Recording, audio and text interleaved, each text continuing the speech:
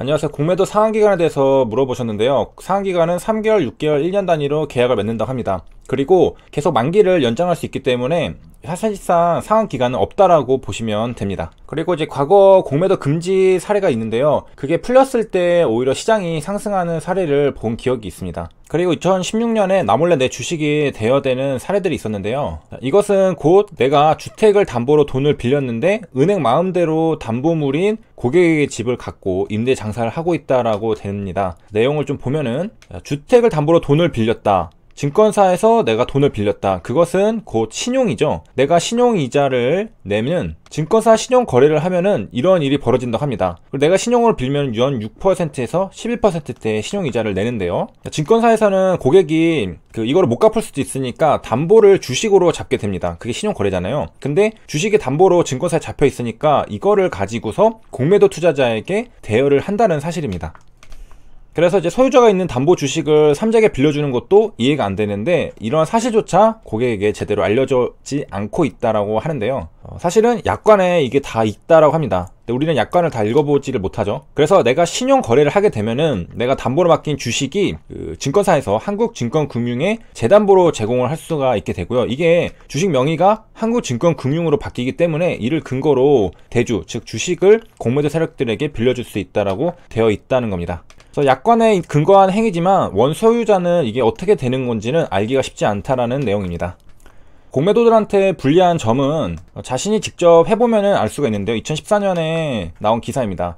그래서 이 기자가 직접 해봤는 것 같아요. 근데 그 이유는 고리 때문에 장기로 가져가기 쉽지 않다. 무슨 말이냐면은 기간이 길어질수록 이자율이 높아지는 특성이 공매도이기 때문에 계속해서 물려 있으면은 나날이 이자를 내다 보면은 결국에는 손실이 커져서 손절매를 선택하게 될 가능성이 높다라는 뜻인데요. 대주거래의 융자 이자율은 연 7%에서 8%에 이른다고 합니다.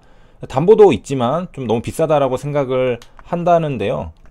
이게 기간별로 차등 적용돼서 15일까지는 7%고요 16일부터 30일까지는 7.5, 그 다음에 한 달이 넘어서 두 달 사이까지는 8% 이자율을 내야 된다고 합니다. 그래서 공매도는 이자 때문에 빠르게 수익을 내고 나오는 전략이 유효하다는 뜻이겠죠.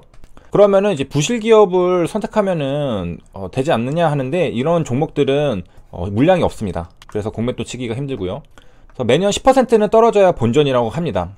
그래서 2008년 금융위기 이후 개인 투자자 대상의 공매도 투자 상품을 증권사에 내놨다가 적은 호응 속에 모두 포기했다. 들고만 있어도 계속해서 이자가 나가니까 존버를 안 하겠죠, 아무도. 그래서 공매도 칠 바에야 이제 ELW나 인버스, ETF를 하라고 전문가들은 권한다고 합니다. 이자가 없기 때문이죠. 그 다음에 이제 업팅룰이라는 것도 있기 때문에.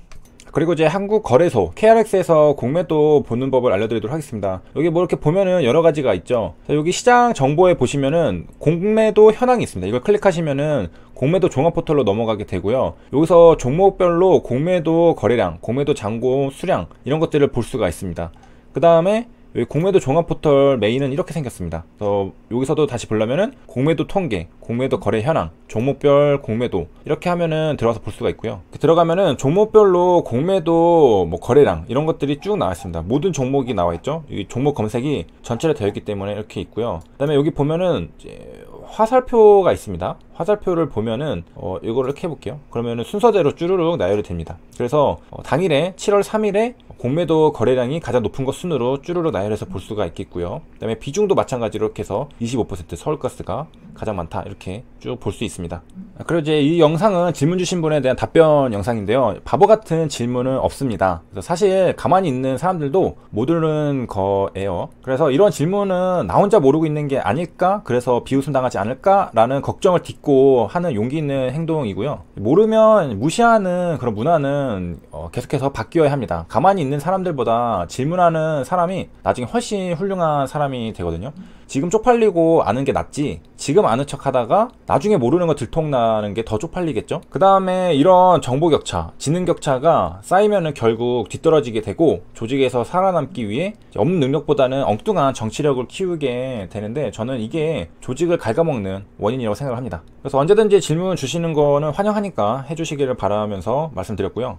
머신러닝 같은 거 하다 보면 표준화, 정규 이런 말 많이 나옵니다. 데이터 리스케일링 방법에 비슷한 게 있는데 어떤 게 다른지 좀 보겠습니다. 자, 표준화. 자, 영어로 standardization이라는데 observation이 평균을 기준으로 어느 정도 떨어져 있는가를 나타낼 때 쓰는 게 표준화입니다. 그래서 x-뮤가 평균이죠. 그 다음에 표준 표차로 나눠주면은 표준화가 되는 거고요. 정규화는 normalization이라고 해서 x- 최소값, 민, 그 다음에 최대값 마이너스 최소값, 이렇게 되면 어떻게 되냐면 0과 1로 데이터 범위를 변환해서 데이터 분포를 조정하는 방법입니다. 이거 좀 직관적으로 이해하기 쉽게 설명을 하면은 전체 길이, 민, 맥스 마이너스 민 길이가 이거고, 이 중에서 이 데이터에서 민을 뺀, 약간 이렇게 되죠. 0에서 1 사이에. 이거는 민에서 맥스 사이고요. 요거는 민에서 내 지금 데이터 사이입니다. 그래서 0과 1 사이로 이거 디바이디드 바이 하는 거죠. 그러면은 이렇게 나옵니다. 그래서 이게 정규화, 위에 거는 표준화. 차이가 있어요.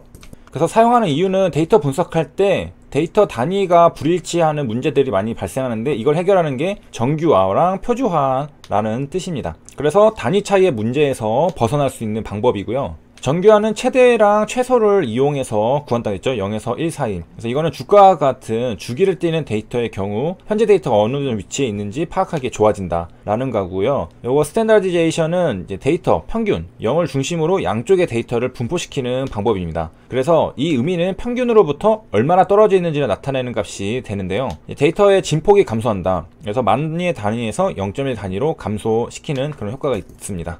자, 그리고 이제 스탠다디제이션에서 이거를 Z 트랜스포메이션이라고도 하고요. 그렇게 표준화된 값을 Z 스코어라고도 부릅니다. 그래서 다음에 이런 말이 나오면은 스탠다디제이션이 됐구나라는 걸 알면 되겠고요. 그리고 이제 Z 스코어라는 것은 스탠다드 스코어 표준 점수라고 하는데요. 통계학적으로 이제 여기 옆에 보이는 것처럼 정규 분포를 만들고 이제 개개의 경우가 여기 평균에서 얼마나 떨어져 있는가, 표준 편차상에 어떤 위치를 차지하는지를 보여주는 차원 없는 수치입니다.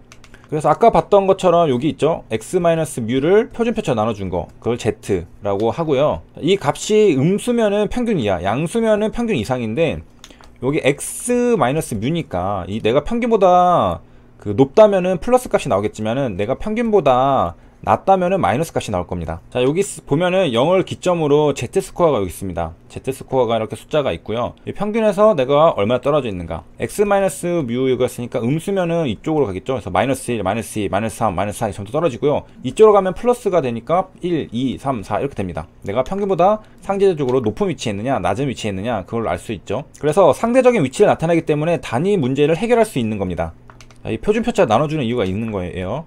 그리고 이제 Z-스코어가 2보다 클수록 평균값과 충분히 거리가 멀다라고 봅니다. 절대값이 씌웠는데 마이너스 2, 플러스 2. 그래서 보면은 여기 이렇게 이런 정도, 여기 2가 여기죠. 충분히 멀다라고 본다는 겁니다. 여기 보면은 이렇게 이쪽 부분, 그리고 이쪽 부분이면 충분히 멀다라고 볼 수 있다라고 말을 하고 있습니다. 그리고 이제 Z-스코어를 계산할 때 모평균이나 모표준 편차가 값이 안 나왔을 때는 표본 평균 편차를 사용한다라고 합니다. 그래서 수능 같은 거에서 표준 점수를 더 중요하게 보잖아요. 내가 같은 80점을 맞아도 더 어려운 시험에서 80점을 맞는 게 더 잘한 거잖아요.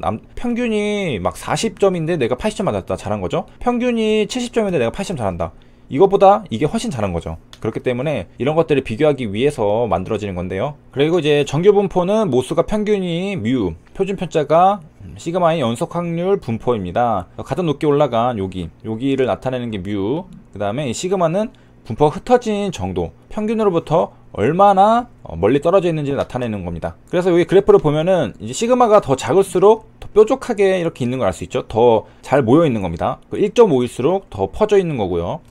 그 다음에 여기 오른쪽에 있는 거는 뮤가 다른 거죠. 이건 마이너스 1. 이 시그마는 똑같습니다. 그러니까 똑같은 퍼져 있는 정도인데 이게 마이너스 여기서 여기 있냐 여기 있느냐 차이. 그 다음에 여기 오른쪽에 있는 거는 이 뮤도 다르고요. 시그마도 다릅니다. 뮤가 얘는 1이니까 여기 오른쪽에 있고요. 얘는 마이너스 1이니까 왼쪽에 있고, 시그마 같은 경우에는 얘가 더 숫자가 작으니까 더 뾰족하고요. 얘가 숫자가 더 크니까 더 넓게 퍼져 있는 겁니다. 자, 그리고 우리가 비교하고 싶은 것은 이런 것들을 비교하고 싶은 건데요. 예를 들면은 이제 뮤는 70이고 시그마는 30이고 뮤는 65고 시그마는 10점. 여기 위에 봤던 이런 거겠죠. 이럴 때 직관적으로 지금 누가 더 잘했는지 이제 판단하기가 좀 어려울 수가 있는데, 이거를 평균을 0으로 만들고 표준편차 1로 만드는 방법을 하면은 단위 문제를 해결할 수가 있습니다. 그리고 이제 이거 해석하는 걸 보면은 여기 시그마 있잖아요. 요거 1배 안에는 68%의 데이터가 들어가게 되고요. 그 다음에 2시그마 안에는 총 95% 데이터가 들어가게 되고요. 그 다음에 3 안에는 99% 데이터가 들어갑니다. 만약에 이제 Z스코어가 3 이상이 나온다면 완전히 이쪽에 있는 거잖아요. 그래서 엄청 잘하는 사람이다 라고 우리가 생각할 수 있는 겁니다. 그래서 여기까지 알아봤고요. 시청해주셔서 감사합니다.